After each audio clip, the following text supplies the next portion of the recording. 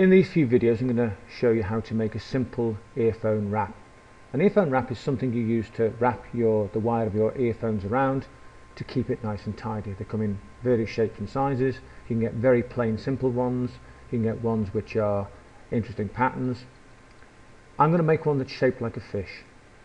When you're 3D printing, it's worth remembering that all you're going to be able to print is one single block of colour.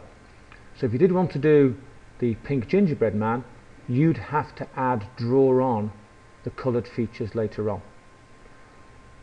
The thing I need to decide first is how big my fish is going to be. I can't just let the computer decide, I need to tell it.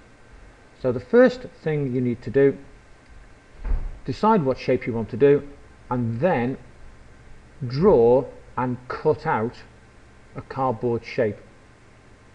And actually check your simple cardboard shape is the right size, is the right shape, and is roughly what you want.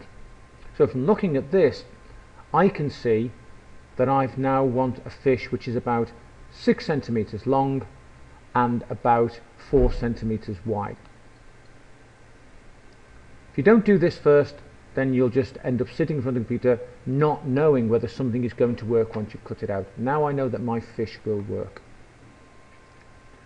I'm going to go to Sketchup. Sketchup, I wanted to come up in the 3D printing mode, ready for me to make something to 3D print. The 3D printer we've got is the Cell Robux. Okay? So if I close this down and I reopen Sketchup, I need to choose the template. There are loads of templates here depending on exactly what it is you want to do. So you might want to do something in meters, you might want to do an architectural design. The one you're after is Greenbank 3D printing, and this should be the Cell Robux. There are other 3D printing ones on it, so down the bottom there's a couple of other 3D printing ones in millimeters.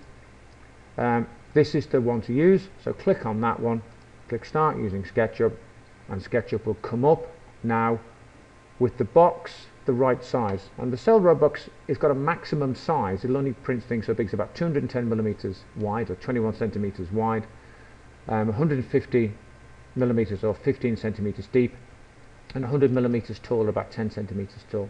That's the absolute maximum size you can make.